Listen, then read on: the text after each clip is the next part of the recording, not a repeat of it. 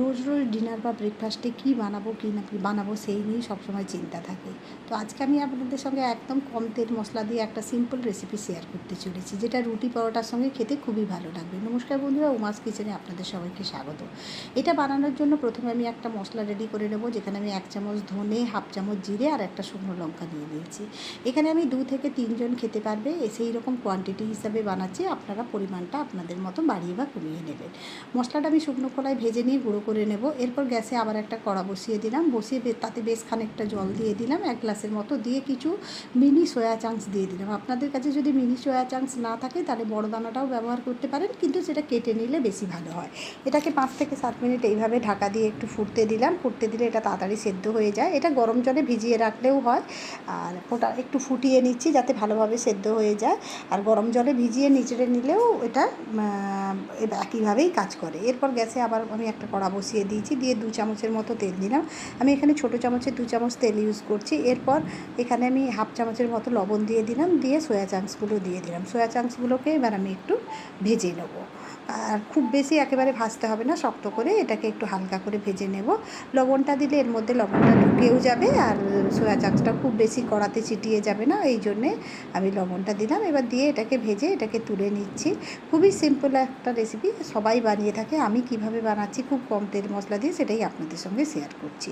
দেখুন সয়া চাংসগুলো ভাজা হয়ে গেছে, তুলে নিলাম। ওই কড়াতে আমি আবার 1 চামচের মতো, ছোটো চামচের 1 থেকে 2 চামচ তেল দিলাম, যেটা বড় চামচের হয়তো 1 চামচের মতো হবে।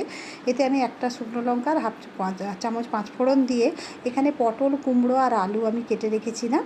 আমি প্রথমে আলুটা তেলের মধ্যে দিয়ে দেবো, ডুমো ডুমো করে কেটে রেখেছিলাম, দিয়ে দিলাম।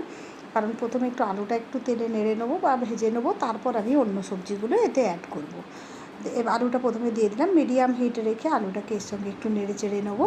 একটু আলুটা নেড়ে চেড়ে দিলাম, তারপরে আমি বাকি যে সবজিগুলো আছে সেগুলো এর মধ্যে অ্যাড করে দেবো। খেতে খুবই ভালো লাগবে, বানিয়ে দেখুন। খুব কম তেল মশলাতে প্রায় এই রেসিপিটা হয়ে থাকে, প্রায় একদমই কম মশলাতে। দেখুন এটাকে নেড়ে চেড়ে একটু ভেজে নিলাম। ঢাকা দিয়ে 2 থেকে 3 মিনিট হতে দেবো, যাতে এটা একটু সফট হয়ে যায়। এটা একটু অনেকটা সফট হয়ে গেছে। দেওয়ার পরে এটাকে আমি আবার একটু নেড়ে চেড়ে নিলাম। দেখুন অনেকটাই সফট হয়ে গেছে। আমি এটাকে একটু ভাজা ভাজা করে নেব, যাতে পটলের একটা গন্ধ থাকে সেটা যেন না থাকে। আর সবজিগুলো আলাদা আলাদা করে ভাজার কোনো দরকার নেই, একে একসঙ্গে দিয়ে এভাবে নেড়ে চেড়ে নিয়ে একটু ভেজে নিলেই হবে। এরপর এখানে আমি হাফ চামচের মতো আদা আর বেশ কয়েকটা কাঁচা লঙ্কা ইউজ করছি। আমি এখানে কোনো রকম গুঁড়ো লঙ্কা ইউজ করব না বলেই কাঁচা লঙ্কার পরিমাণটা বাড়িয়ে দিয়েছি। আপনারা যদি ঝাল কম খেতে চান তাহলে 1টা থেকে 2টো দেবেন। আমি 4 থেকে 5টার মতো কাঁচা লঙ্কা এখানে ব্যবহার করছি। এরপর এতে বেসিক মশলা হিসেবে আমি হলুদ আর লবণ দিয়ে দিলাম, দিয়ে এটাকে আমি এতে আর কোনো মশলা ইউজ করব না, যেহেতু আমি প্রথমেই দেখিয়েছি আমি শুকনো খোলায় একটা মশলা বানিয়ে রেখেছি। ওই মশলাটাই এই রান্নার মেন মশলা হবে। একটু নেড়ে চেড়ে নিয়ে একটু জল দিয়ে দেবো, যাতে আমার হলুদ আর লবণটা পুড়ে না যায়, কারণ দিয়ে এবার আমি সব একসঙ্গে একটু নেড়ে চেড়ে জল দিয়ে একটু নেড়ে চেড়ে দিলাম, যাতে মশলাটা ভালোভাবে, যে মশলাটা দিয়েছি, একটু মিশে যায়।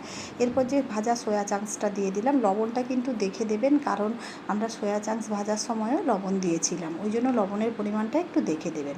এরপর এতে আমি বেশ খানিকটা জল দিয়ে দিলাম, যাতে সবজিগুলো ঠিক ডুবে ডুবে যায়, কারণ সব সবজিগুলো সেদ্ধ হতে দিতে হবে। এবার খুব বেশি জল দিলে একেবারে গলে গেলেও খেতে ভালো লাগবে না।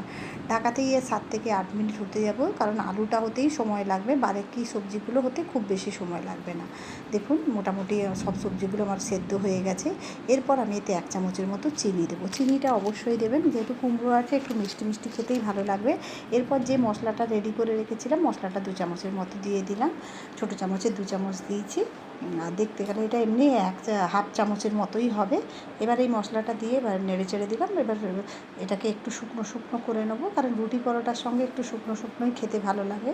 এটা আপনারা স্কুলে, অফিসের টিফিন বক্সেও দিতে পারেন, খেতে খুব ভালো লাগবে। একবার বানিয়ে দেখুন, নিরামিষের দিনে খুবই ভালো লাগবে। আর যারা কুমড়ো খেতে পছন্দ করেন না তাদেরও এটা ভালো লাগবে। তো গ্যাসের ফ্লেমটা অফ করে দিয়ে এটাকে সার্ভ করে দিয়ে আপনাদের কেমন লাগলো অবশ্যই কমেন্ট করে জানাবেন, আর যদি ভালো লেগে থাকে একটা লাইক দিয়ে দেবেন।